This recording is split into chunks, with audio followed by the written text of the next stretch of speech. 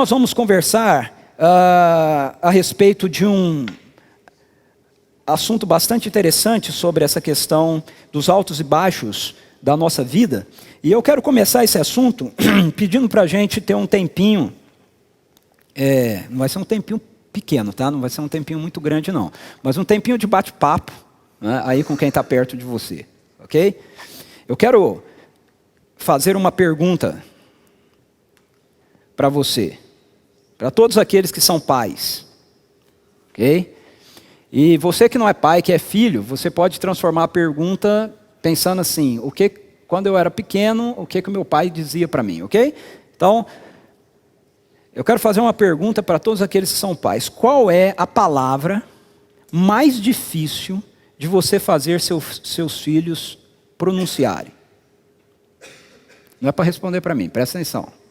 Qual é a palavra mais difícil de você fazer os seus filhos pronunciarem? Se os seus filhos já cresceram, quando eles eram pequenos, qual era a palavra mais difícil de você fazer eles pronunciarem? Eu quero que você converse um pouquinho aí com quem está com você. Converse aí, compartilhe. Qual que você acha que é?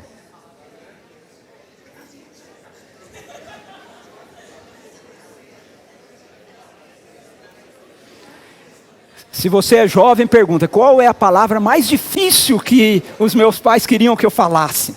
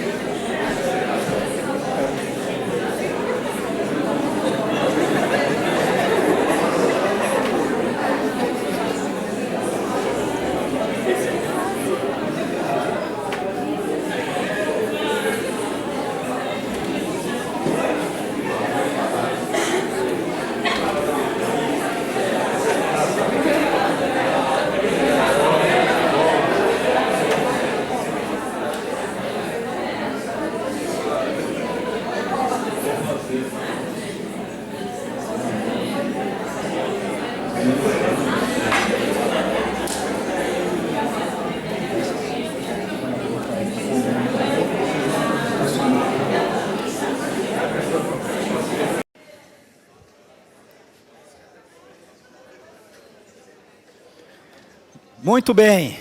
Deu para conversar um pouco aí? Quem acha ou respondeu que me desculpe.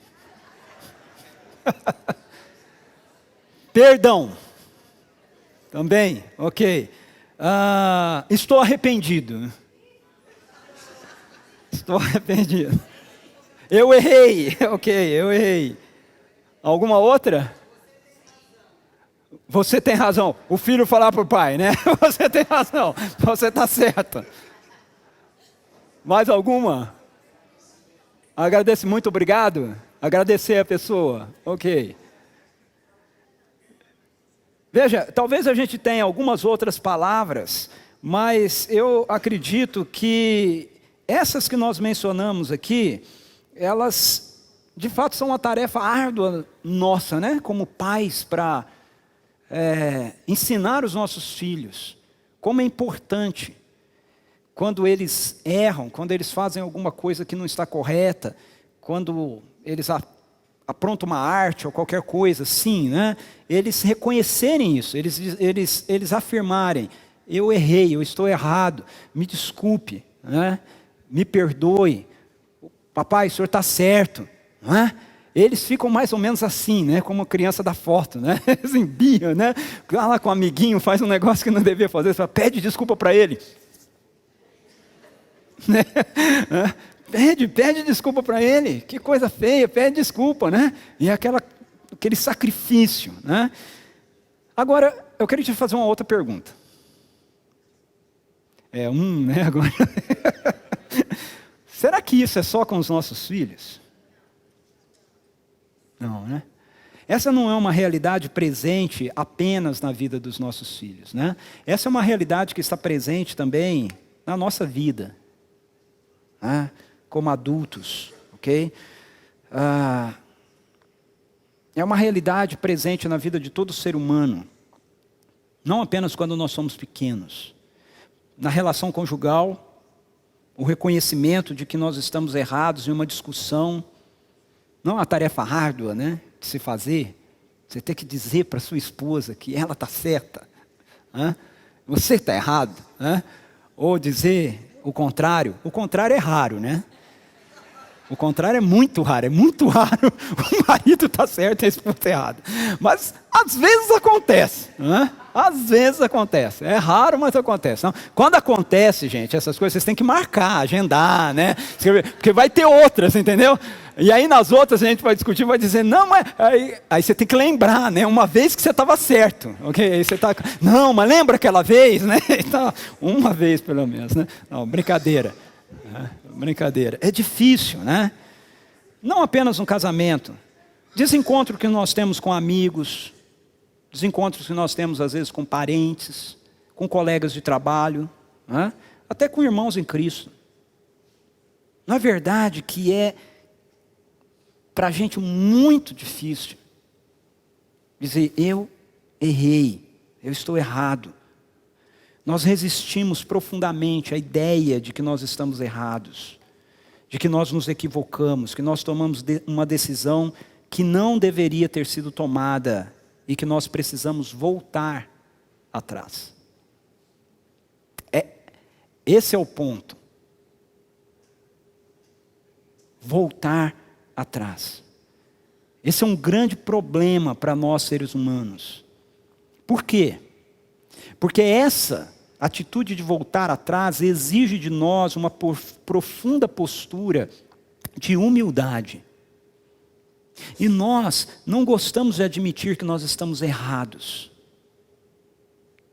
A verdade é que mesmo quando muitas vezes nós notamos que nós estamos errados, nós temos a tendência de desconsiderar o erro, fingir que isso não é bem assim. Ou então, nós temos a tendência de nos esconder da situação. Lembram no início da Bíblia de Adão e Eva, né? Deus chega no jardim, o Adão e a Eva se escondem, né? De Deus, atrás de umas árvores, como se desse para brincar de pique-esconde com Deus, né? Está aí uma brincadeira que não dá certo com ele. Ele sempre acha, gente. Ele sempre sabe onde nós estamos, né? Ou a gente tenta evitar esse negócio de voltar atrás, procurando apontar também as falhas que nós vemos presentes no outro. Ou, o que seria pior, a gente insiste em ir adiante com o nosso equívoco, de uma forma obstinada. Hoje eu quero convidar você para a gente olhar para um texto que está lá em 1 Samuel, capítulo 25. Você pode abrir a sua Bíblia lá ou ligá-la. 1 Samuel, capítulo 25. Como a gente sempre diz, né, se você estiver usando a sua Bíblia digital, mantenha o seu smartphone aí no Vibracal. 1 Samuel, capítulo 25, onde nós encontramos mais uma vez com Davi e nós aprendemos com os altos e baixos da sua vida. O cenário desse momento da vida de Davi passa pela realidade da morte do profeta Samuel. Samuel foi o profeta que secretamente foi enviado por Deus para ungir Davi, rei de Israel, quando Davi ainda era um garoto. Samuel era o líder espiritual de Israel. Ele era o conselheiro, o orientador do rei Saul, o último da linhagem dos juízes. E ele acabara de morrer. Davi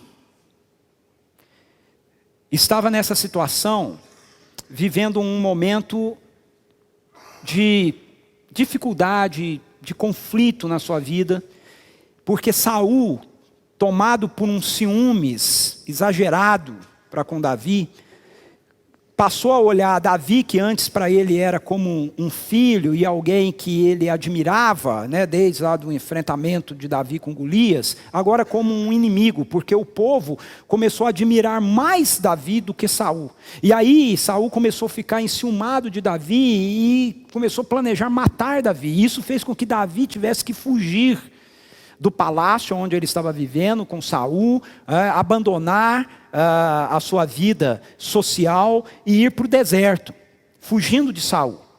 E no deserto, Davi começou a encontrar uma série de outras pessoas que fugiam para ali também. Alguns endividados, e naquela época, se você estivesse endividado e não tivesse como pagar a sua dívida, você se tornava escravo. Então muitos fugiam para o deserto para não terem que se tornar escravos. Bandidos, malfeitores, pessoas que iam para o deserto. O deserto era um lugar onde as pessoas se refugiavam da lei. E Davi, ele reúne em torno de si 600 homens que passam a ser comandados por ele. É uma espécie de bando, né, de Davi, né? Era a gangue de Davi, ok? Todo esse pessoal assim, né? Era tudo gente boa.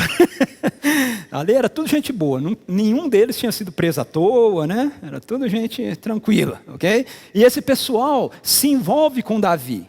Eles são, como eu disse, pessoas endividadas, ladrões, criminosos, gente de todo tipo. E eles encontram em Davi não apenas um líder, mas eles encontram em Davi alguém que dá a eles um propósito para a vida. Davi reúne esses homens, e aí o que ele faz? Esse bando que ele tem, eles se transformam numa espécie de paladinos do deserto. Né? Então eles vivem no deserto e eles trabalham como uma espécie de mercenários antigos, né? Vendendo o trabalho deles para protegerem vilas e tudo mais. Só que eles também protegiam algumas pessoas de graça. Que pessoas? Pastores. Pastores que geralmente levavam as ovelhas dos seus senhores para o deserto para serem apacentadas. E esses pastores, geralmente, eles eram atacados, né, por bandidos que roubavam as ovelhas, roubavam aquilo que eles tinham. E Davi, com a sua equipe, com o seu bando, eles acabavam protegendo esses pastores no deserto. Na minha opinião, por um motivo muito simples. Davi tinha sido pastor. E Davi sabia de toda essa situação na vida dos pastores. O texto nos mostra que Davi, nesse momento, ele estava vivendo com o seu grupo no deserto, na região de Maom, ou de Parã, de acordo com algumas traduções. Então eles protegiam uns aos outros e protegiam essas pessoas que eram mais fracas, desfavoráveis aos perigos aí do deserto. Dentre essas pessoas que eles estavam protegendo, no capítulo 25, nós somos informados que Davi com seu bando protegeu os pastores de um homem chamado Nabal, que conforme o texto bíblico nos informa, era um homem, 3 qualidades do cara. Ele era rico, ele era tolo e ele era mau. Das 3, só o rico que é bom, né? É rico, tolo e mau, ok? Veja só. O texto diz assim: certo homem de Maom, que tinha seus bens na cidade do Carmelo, era muito rico. Ele não era só rico, ele era muito rico. Ele possuía 1000 cabras e 3000 ovelhas, as quais estavam sendo tosquiadas em Carmelo. Seu nome era Nabal, e o nome de sua mulher era Abigail, mulher inteligente e bonita. Eu não sei como é que um cara rico, tolo e mau consegue casar com uma mulher inteligente e bonita, mas o Nabal casou. Mas o seu marido, descendente de Caleb, olha só, era rude e mau. Ela inteligente e bonita, ele rude e mau. O texto vai nos contar então a história de que Davi, sabendo que Nabal, ele estava numa época de tosquiar as ovelhas, e ele, Davi, com seu bando, haviam protegido aquelas ovelhas e aqueles pastores de Nabal, na época que eles estavam apacentando as ovelhas. Davi então envia alguns mensageiros até Nabal para dizer: vocês estão tosqueando as ovelhas, isso significa que algumas delas vão ser abatidas. O nosso grupo protegeu os seus pastores e defendeu as ovelhas quando elas estavam sendo apacentadas no deserto. Agora dá de presente para a gente aí alguma ovelha, o que vocês quiserem, para a gente poder também se alimentar e festejar, ok? Veja, o texto bíblico diz isso assim: no deserto Davi ficou sabendo que Nabal estava tosqueando as ovelhas, por isso enviou 10 rapazes dizendo-lhes: levem minha mensagem a Nabal em Carmelo e cumprimentem-no em meu nome. Digam-lhe: longa vida para o Senhor, muita paz para o Senhor e sua família, e muita prosperidade para tudo que é seu. Sei que você está tosqueando suas ovelhas. Quando os seus pastores estavam conosco, nós não os maltratamos, e durante todo o tempo em que estiveram em Carmelo, não se perdeu nada que fosse deles. Pergunte a eles, e eles lhe dirão. Por isso seja favorável, pois estamos vindo em época de festa. Por favor, dê a nós, seus servos, e a seu filho Davi, o que puder. Davi ainda é bem modesto, né? Ele não exige, ele não estabelece. Ele diz: dê o que puder. E é aqui que as coisas se complicam na história. Porque o Nabal, o nome Nabal significa insensato ou tolo, né? Porque Nabal, um tolo, ele não recebeu com cordialidade o pedido de Davi. E ele distratou os emissários de Davi, bem como distratou o próprio Davi. Para mim, particularmente, o Nabal ele não era apenas um tolo, né? Ele era um verdadeiro louco, ok? Para não dizer burro. Por quê? Porque não é muito sensato, né? Você resolver distratar um bandoleiro do deserto que tem 600 homens com ele. Ainda mais sabendo que esse bandoleiro não tem medo de enfrentar gigantes, cara. O cara, no mínimo, não tem bom senso nenhum. Okay? E frente a essa situação de Nabal não ter respondido bem ao pedido de Davi, Davi toma uma decisão. E ele toma uma decisão como guerreiro. Da mesma maneira que ele tomou aquela decisão quando ele estava diante de Golias, dizendo assim: quem que é esse cara? Quem que esse gigantinho está pensando que ele é? Ele vai ver só o que eu vou fazer com ele. Quando Davi recebe a notícia de que Nabal o distratou, ele tem essa mesma postura de guerreiro. Ele diz para os seus soldados, para 400 dos seus soldados pegarem as espadas, colocarem na cinta. Ele mesmo coloca a sua espada na cinta e ele sai contra a casa de Nabal, dizendo assim: esse sujeitinho está pensando que ele é quem? Agora ele vai se haver comigo. Não vai sobrar nenhum homem vivo na casa dele, na família dele. Olha lá, no verso 25, verso 13 do capítulo 25, Davi ordenou a seus homens: ponham suas espadas na cintura. Assim eles fizeram, e também Davi. Cerca de 400 homens acompanharam Davi, enquanto 200 permaneceram com a bagagem. No verso 21 e 22, Davi tinha dito, olha o que o cara diz: de nada adiantou proteger os bens daquele homem no deserto para que nada perdesse. Em outras palavras, era melhor a gente ter pego as ovelhas dele no deserto.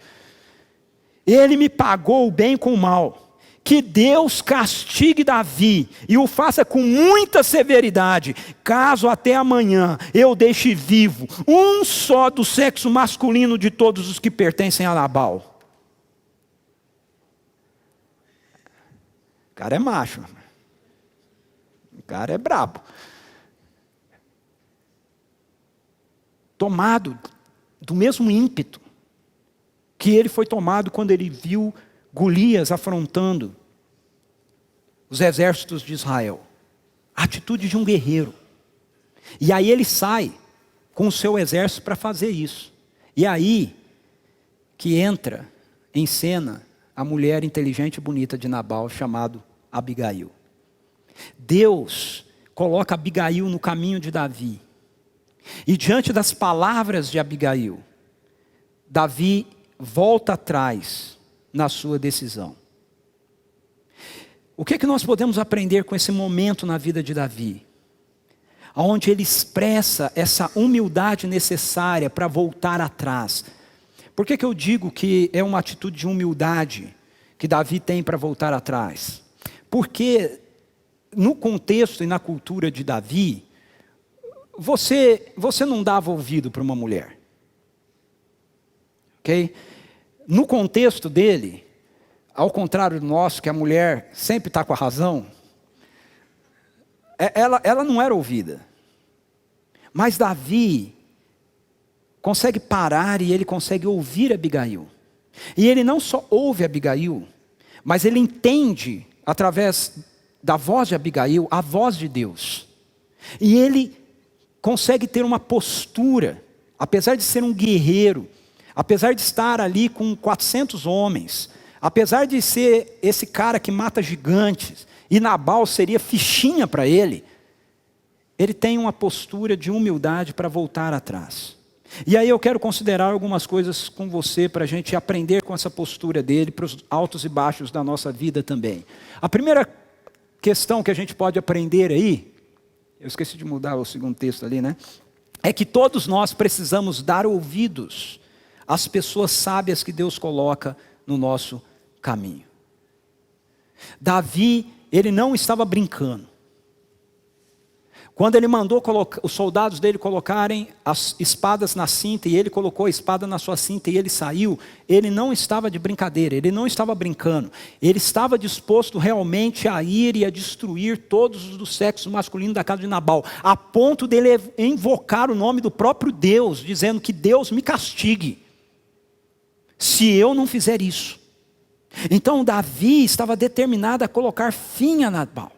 E o que deteve Davi foi a ação espetacular de Abigail. A decisão rápida de Abigail, mulher de Nabal, indo ao encontro de Davi.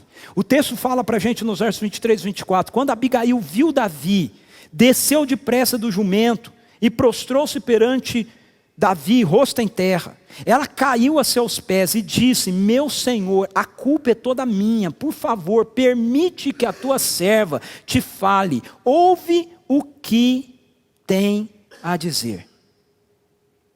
Veja, as palavras vieram de Abigail.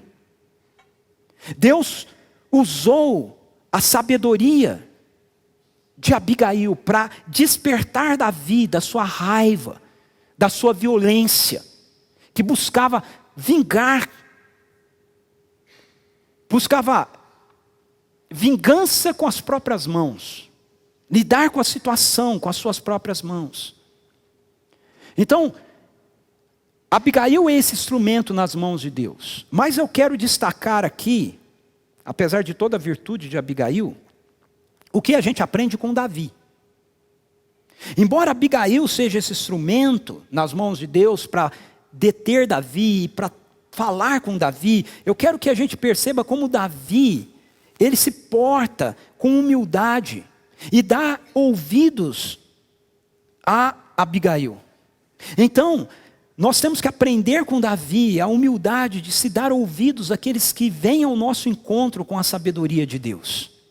Olha a resposta que Davi dá para Abigail. Davi disse a Abigail: bendito seja o Senhor, o Deus de Israel, que hoje a enviou ao meu encontro. Davi teve a postura humilde de reconhecer que na voz daquela mulher estava a voz de Deus falando com ele.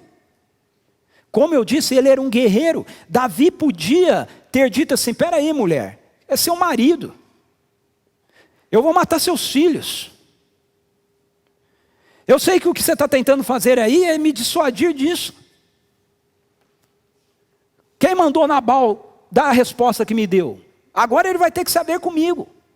Ninguém me detém, ninguém me para. Mas, apesar de toda a sua raiva, quando ele ouve Abigail, ele consegue detectar a voz de Deus. Eu quero que a gente perceba que há um contraste no texto entre essa postura de Davi e a postura arrogante e intratável de Nabal. Quando os súditos de Nabal falam com Abigail sobre como o seu marido tratou os mensageiros de Davi, eles dizem o seguinte sobre Nabal: olha só, agora leve isso em consideração. Os servos estão falando com Abigail, contando o que o Nabal fez. Agora leve isso em consideração e veja o que a senhora pode fazer, pois destruição paira sobre o nosso Senhor e sobre toda a sua família. Os pastores estavam no deserto, eles sabiam quem era Davi, eles conheciam sua força, o seu poder, e como Davi lidava com as coisas. Essa resposta aí não vai terminar bem esse negócio, né? E por que eles vão falar com Abigail? Olha como termina: ele é um homem tão mau que ninguém consegue conversar com ele. Há um contraste entre a postura de Nabal que não ouve ninguém. Ele é um homem tão mau que ninguém consegue conversar com ele. E a postura de Davi, que é um homem aqui que se porta com uma postura de guerreiro, com um coração cheio de violência, mas que para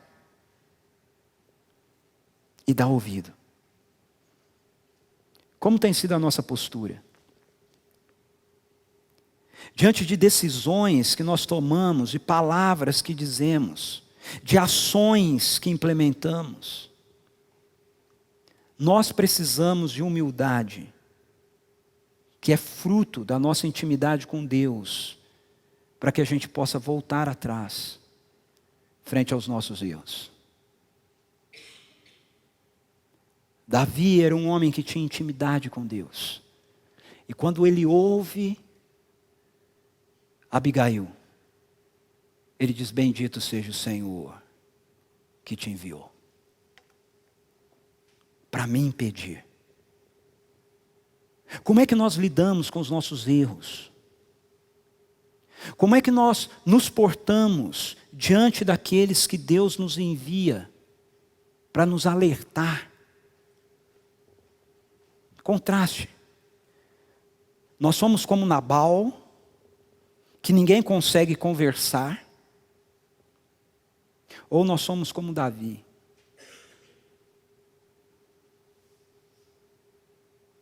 que para e dá ouvido. Pessoas capazes de reconhecerem a intervenção de Deus nas nossas decisões. Pessoas que têm a capacidade de serem humildes para dar ouvidos àqueles que vêm ao nosso encontro. Davi não só ouve Abigail, ele atende Abigail. Veja o verso 35. Então Davi aceitou o que Abigail lhe tinha trazido, porque Abigail leva para ele algumas ovelhas, bolos, né? Porque ele pediu, né, os presentes. E aí ele diz assim para ela: vá para a sua casa em paz. Ouvi o que você disse e atenderei o seu pedido. Ouvi e atenderei. Muitas vezes nós ouvimos, mas nós não atendemos. Deus coloca pessoas no nosso caminho. Elas falam conosco. As Escrituras falam conosco. Circunstâncias falam conosco. Nós ouvimos, mas muitas vezes nós não atendemos. Nabal ou Davi? Segundo ensino que eu quero destacar para nós aqui é que todos nós precisamos reconhecer que muitas de nossas decisões são fruto de nosso coração indignado. Essa cena na vida de Davi mostra-nos isso. O verso 33 diz assim: Davi disse a Abigail: seja você abençoada pelo seu bom senso e por evitar que eu hoje derrame sangue e me vingue com minhas próprias mãos. Humildade para se voltar atrás.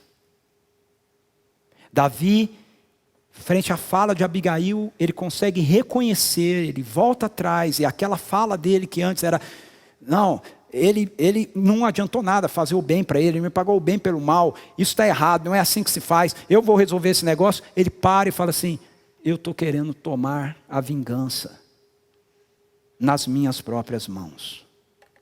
Quando nós nos sentimos injustiçados em relação a alguma situação, nós podemos reagir de uma maneira que não está de conformidade com o governo de Deus na nossa vida. Isso não acontece com você? Isso acontece o tempo todo comigo, muitas e muitas vezes.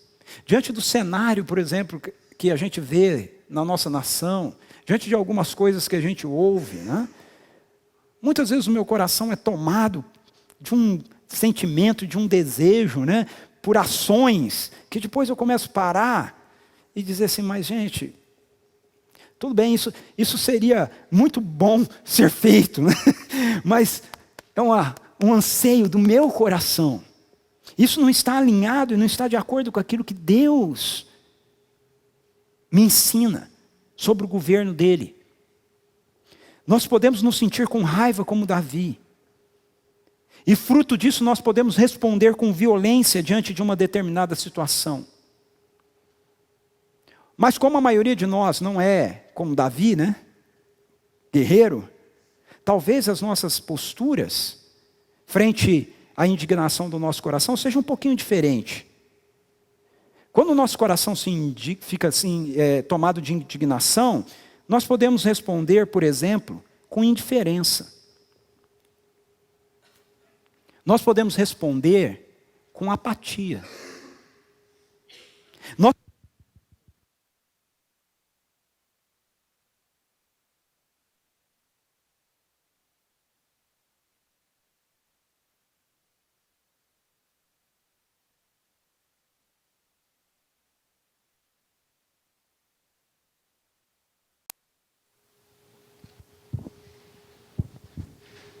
Ok, vamos lá. Nós podemos responder com descaso, com frieza. Muitas vezes nós respondemos assim, nos nossos relacionamentos, no nosso casamento, em situações do nosso cotidiano. A questão é que muitas vezes nós tomamos decisões e nós agimos de maneiras que não estão de acordo com a direção de Deus para nós. Nós podemos até mesmo fazer isso com contornos espirituais. Você percebeu como Davi fez a vingança dele tomar contornos espirituais? Se não, reveja lá o texto que a gente já leu. Que Deus castigue Davi, Davi que está falando, que Deus castigue Davi e o faça com muita severidade, caso até amanhã eu deixe vivo um só do sexo masculino de todos os que pertencem a Nabal. Ou seja, ele está indo, dizendo que ele vai partir, ele vai para a guerra, ele vai matar, para a guerra não, né, porque não era nem guerra, ele ia matar os filhos, ele ia matar os escravos, ele ia matar os pastores, é tudo gente que não são guerreiros. E ele diz assim, que Deus me castigue se isso não for feito assim. Ele toma Deus como parte desse negócio. Não, eu sou Davi, o homem segundo o coração de Deus. O que Nabal fez contra mim está errado. Então agora eu vou resolver a parada com eles. E Deus está comigo nisso. E se eu não fizer desse jeito, que o Deus que está comigo nisso me castigue. Nós aprendemos com Davi a importância de termos humildade para reconhecer que o que faríamos, ou que estamos fazendo, não está de conformidade com a direção de Deus para a nossa vida. Davi sai espiritualizando as coisas, mas quando Abigail cruza o seu caminho e ele ouve a voz de Deus através de Abigail, ele para. E aí ele muda de atitude. O verso 34... diz assim, de outro modo, Davi está falando com Abigail, ele diz assim, de outro modo, juro pelo nome do Senhor, o Deus de Israel, que evitou que eu lhe fizesse mal contra Abigail, a casa dela. Se você não tivesse vindo depressa encontrar-me, nenhum só do sexo masculino, pertencente a Nabal, teria sido deixado vivo ao romper do dia. Que atitude. Que Deus me castigue se eu não matar todo mundo. Mas aí diante da palavra de Abigail, ele para e diz assim, olha, bendita é você, mulher, porque você veio ao meu encontro e me deteve da loucura que eu estava para fazer. Porque de outro modo, eu juro pelo nome do Senhor, o Deus de Israel, que evitou que eu lhe fizesse mal. Que era isso que eu ia fazer. A humildade é uma postura que nos leva a perceber que os intentos de nosso coração nem sempre estão de acordo com o coração de Deus. Eu quero repetir isso para mim e para você. A humildade é uma postura que nos leva a perceber que os intentos de nosso coração nem sempre estão de acordo com o coração de Deus. E, portanto, nós precisamos voltar atrás. Então, como é que nós agimos diante de situações onde nos deparamos com a palavra de Deus, nos dizendo que nossa decisão, a nossa ação não está em harmonia com o que Deus tem para nós? Como a gente lida com isso? Nós temos a tendência, frente àquilo que as Escrituras nos falam, de reconhecer imediatamente, como diria um amigo meu, né? Nosso, na verdade, a vilania, né, do nosso coração. Ou nós procuramos argumentos que justifiquem a manutenção da nossa postura. A gente tenta racionalizar as coisas. A nossa sociedade, ela vê a humildade como uma postura de fraqueza. Você tem uma postura humilde na nossa sociedade, uma postura que te leve a dizer assim, não, eu errei, eu estou errado, eu vou voltar atrás, de dizer isso para um amigo seu de trabalho, de confessar isso para um irmão de caminhada de fé, de dizer isso para o seu filho. Pais, né? Filhos dizerem para pais é difícil, mas muitas vezes pais também dizerem para os filhos é difícil. Os pais voltarem-se para os filhos e dizer, filho, eu errei. Eu agi de uma maneira que não deveria ter agido. Não é assim. Eu falei de um jeito que não deveria ter falado. Me perdoe, me desculpe. É um desafio. Diante daquilo que a palavra de Deus expõe em relação ao nosso coração, nós temos a coragem de voltar atrás. Porque se para a nossa sociedade humildade é uma postura de fraqueza, para Deus, humildade é uma atitude de coragem. É preciso ter muita coragem para ser humilde e voltar atrás. Principalmente quando nós temos nas nossas mãos a disposição e os recursos para resolver a questão da maneira que o nosso coração quer. Davi tinha nas suas mãos disposição e recursos para resolver a situação com Nabal do jeito que o coração dele queria. Mas ele teve essa postura de humildade para regredir. Por fim,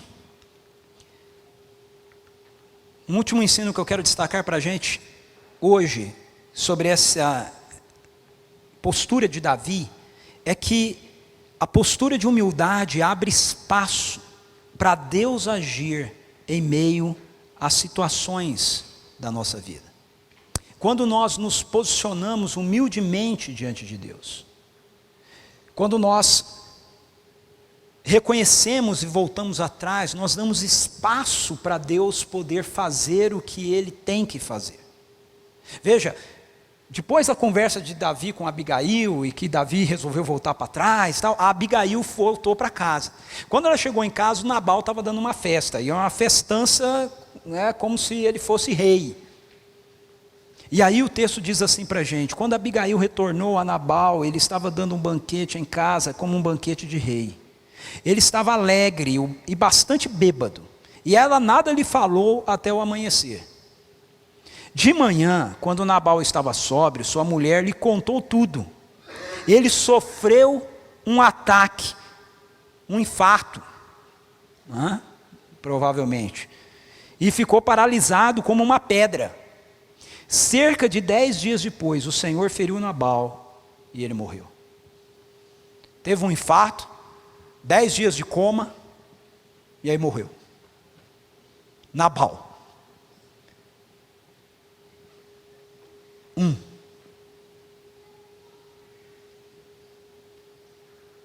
O tolo do Nabal. É interessante que o texto nos mostra que a atitude de Nabal não ficou sem ser julgada por Deus. Deus estava observando tudo. Davi, na sua ira humana, ele teria estendido a sua vingança contra gente inocente, por causa da atitude de Nabal. Mas Deus, na sua ira justa, julga apenas Nabal. Ele era o único que precisava ter sido confrontado por Davi, na verdade.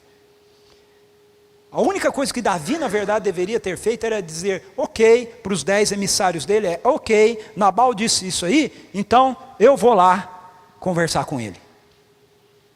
Mas não foi isso que Davi fez. Davi se encheu de ira, se encheu de fúria, e resolveu que a vingança dele tinha que vir sobre Nabal e sobre toda a casa de Nabal.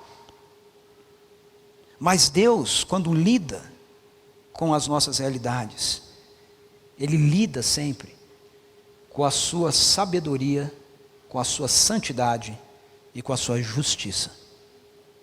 Uma vez que Davi reconheceu a sua atitude vingativa, e ele teve a humildade para voltar atrás, o próprio Deus se levantou e foi adiante com a tarefa de vingar Davi. Romanos 12:19 diz o seguinte para a gente: amados, nunca procurem vingar-se, mas deixem com Deus a ira, pois está escrito, minha é a vingança, eu retribuirei, diz o Senhor. Agora preste atenção, Davi não sabia disso, ok? Porque muitas vezes a gente fica sabendo num negócio desse, aí a gente diz assim, não vou me vingar não, porque Deus vai acertar as contas com o fulano. Deus, que hora que o Senhor vai acertar as contas com ele? Senhor, já passou um dia, um mês, um ano, e aí daqui a pouco nós somos bravos com Deus, porque Deus não fez nada. Veja, Davi não deixou, não voltou atrás, não abriu mão da sua vingança, porque ele pensou assim, bom, eu vou fazer isso, porque aí Deus vai lá e resolve a parada para mim. Não, Davi foi humilde para reconhecer que a atitude dele estava errada, e ele voltou atrás. E Deus decidiu lidar com a questão. Então, quando nós reconhecemos, a partir de uma postura de humildade, que o que nós estamos fazendo, ou o que nós iríamos fazer, está errado, mesmo que seja uma resposta a quem errou conosco, e nós voltamos atrás, nós devemos fazer isso, não com o nosso coração cheio de expectativa, que agora Deus joga um raio na cabeça desse miserável, né? Não. Mas com a postura e a atitude de que Deus, na sua santidade, sabedoria e justiça, vai saber tratar daquela situação.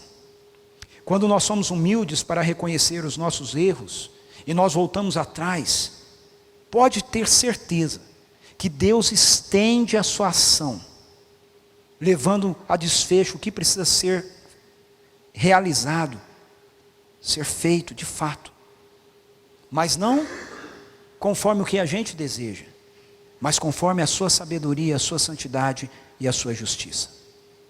Nós vivemos em meio a uma situação adversa, sim, na nossa nação hoje.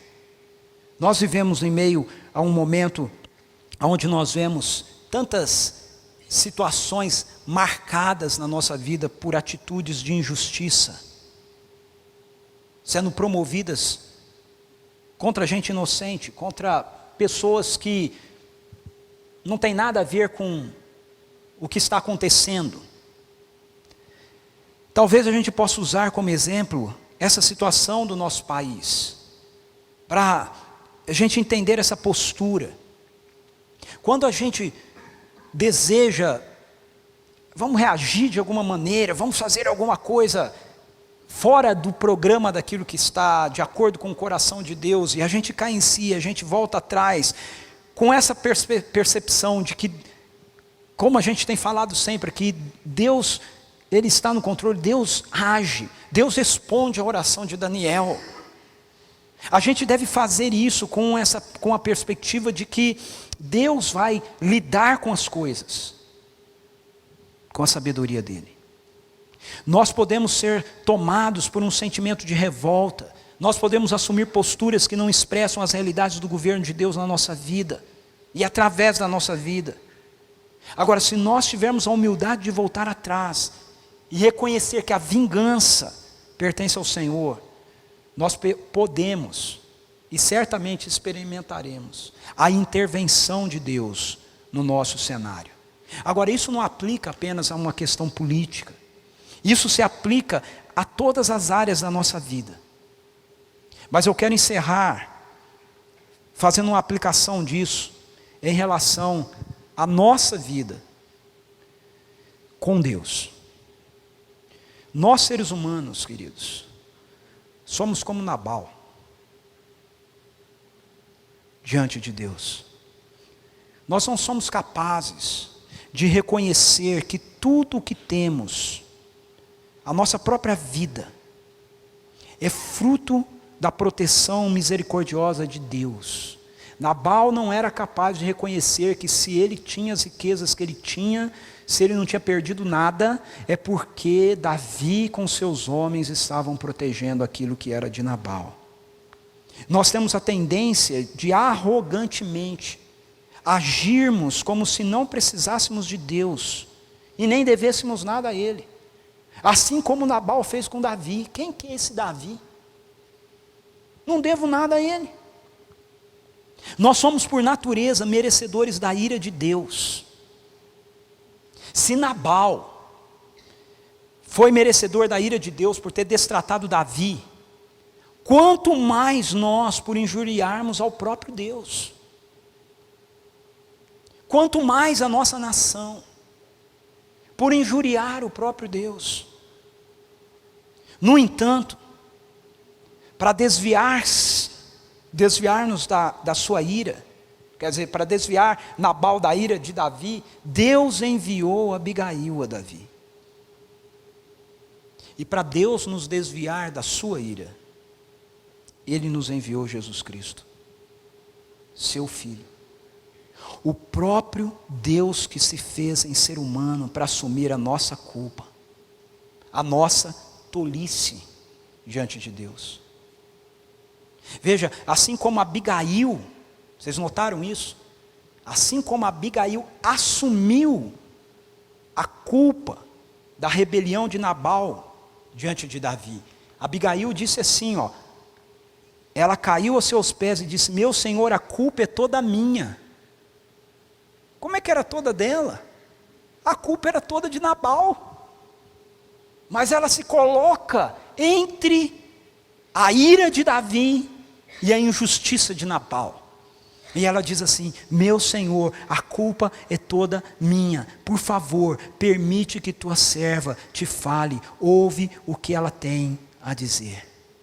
Da mesma maneira, Jesus Cristo se colocou entre a ira justa do Deus Pai e a nossa injustiça, nossa rebelião. E Ele disse para o Pai: meu Deus e meu Pai, a culpa é toda minha.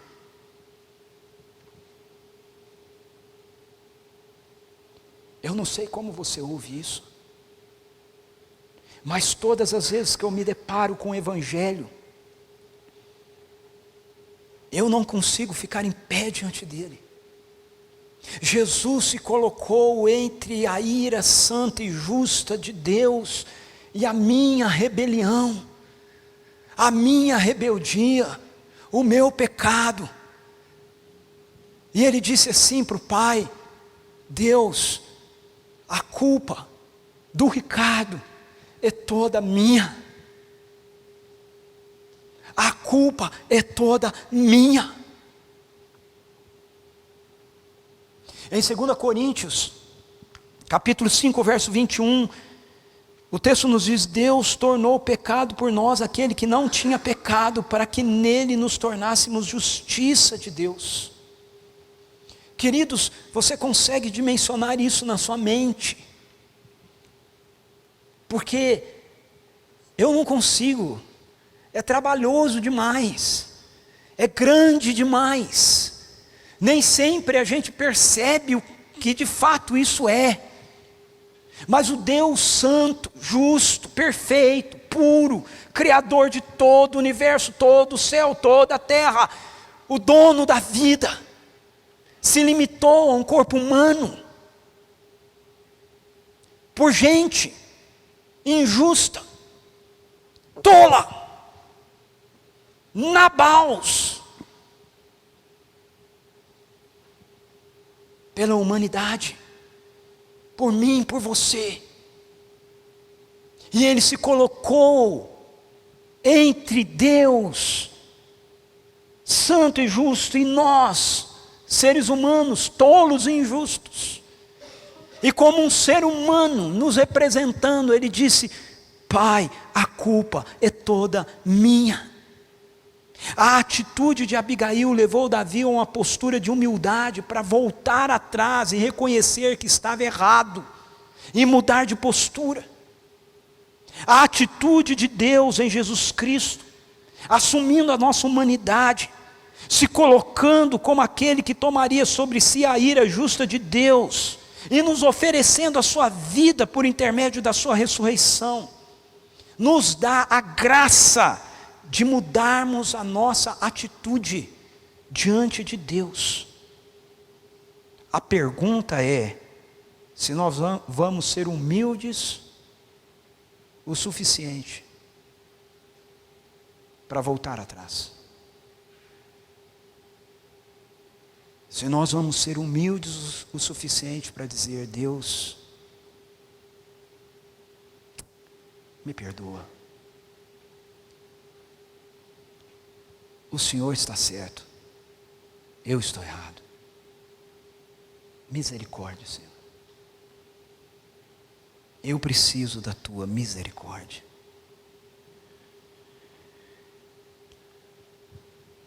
Três aplicações para a gente levar para casa.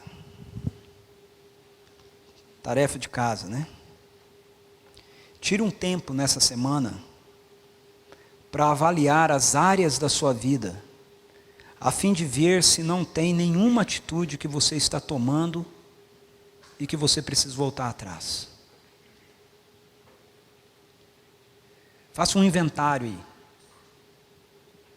do seu coração, a maneira que você tem se relacionado no seu casamento, com seus filhos, no seu trabalho, com as pessoas, as áreas cinzentas que podem estar presentes na nossa vida. Avalie. Segundo, ore e peça humildade para Deus, a fim de que você possa reconhecer as Abigails que Deus coloca em seu caminho. Deus continua fazendo isso. Eu li uma frase essa semana, em algum dos livros que eu estou lendo, que o autor diz assim: quando nós clamamos por Deus, por misericórdia, Deus nos envia amigos.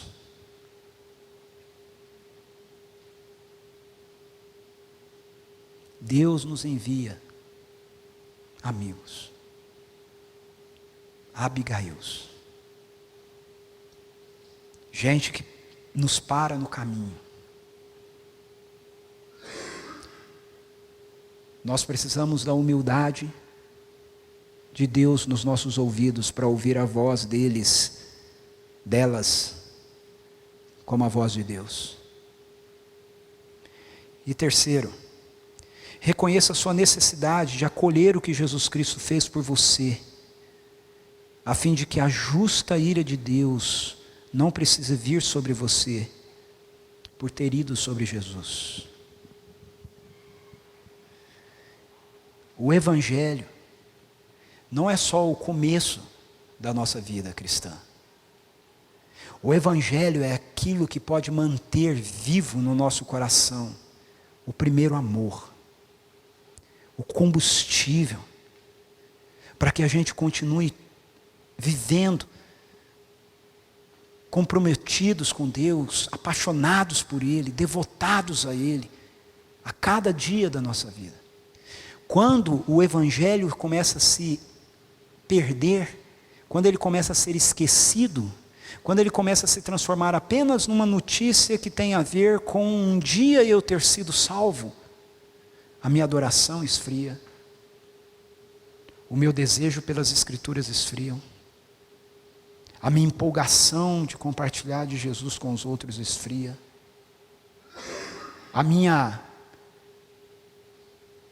o meu sensor, para detectar a realidade do pecado,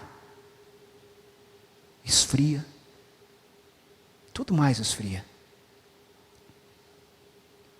Por isso o Evangelho precisa ser pregado para nós mesmos todos os dias. Todos os dias a gente tem que se lembrar que assim como Abigail se colocou entre Davi e Nabal, Jesus Cristo se colocou entre a santidade de Deus e a nossa injustiça. E por causa disso, nós não somos destruídos.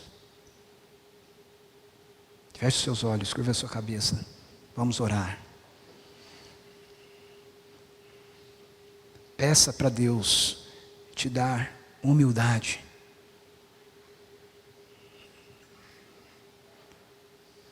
Humildade para voltar atrás.